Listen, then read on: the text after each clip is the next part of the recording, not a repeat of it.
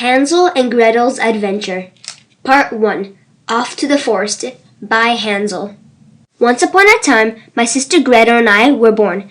Our parents were poor and they couldn't afford food for themselves and us, so they put us in a box and left us in the forest for someone to pick us up. Then one day, these two extremely wealthy people picked us up and brought us to their house. When we grew older, we had to do chores for them.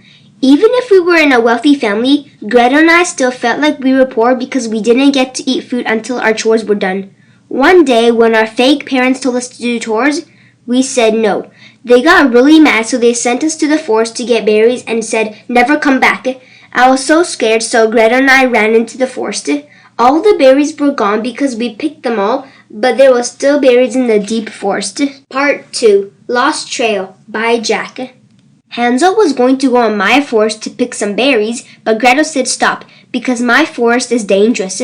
Gretel heard on the news when their fake parents were watching it that my forest is dangerous, but Hansel said it's going to be fine, but just in case, Hansel had some leftover breadcrumbs from their meal yesterday. So they made a trail while they were walking.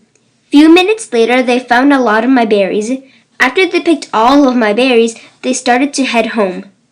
When they were going to follow their trail back, they got lost because the birds ate all the breadcrumbs. They didn't know what to do, so they kept walking. They kept walking until they couldn't see anything. They were starving and tired, so they went under a tree and started a fire.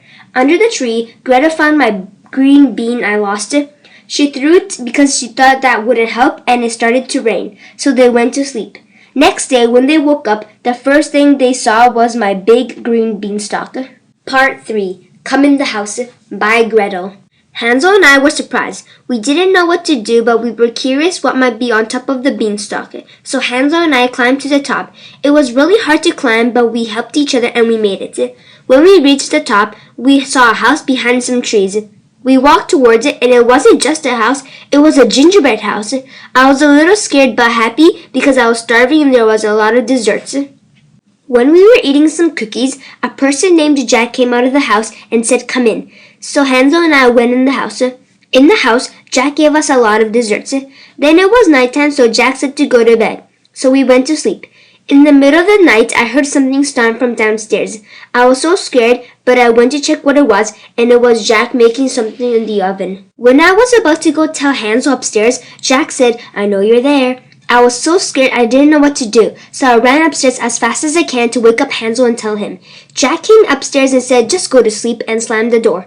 Hansel and I couldn't go back to sleep, so we just stayed silent all night. When it was morning, Hansel and I went downstairs to run away, but Jack was awake and he put Hansel in a cage. Jack made me do all the chores and made Hansel eat all the desserts he makes so Hansel could get fat enough to cook him to add to his gingerbread house. One day, Jack decided to cook him in the oven with his magical dust, but he dropped it, and I picked it up, and I did the trick he always did, and it worked. Jack and Hansel switched places, so Jack was about to go in the oven. Then Hansel and I pushed him in, and the gingerbread house exploded. Hansel and I were surprised and happy. When we were walking, our fake parents were with our real parents. Our fake parents said they gave our real parents enough money to afford a house and food, so Hansel and I lived happily ever after. The end.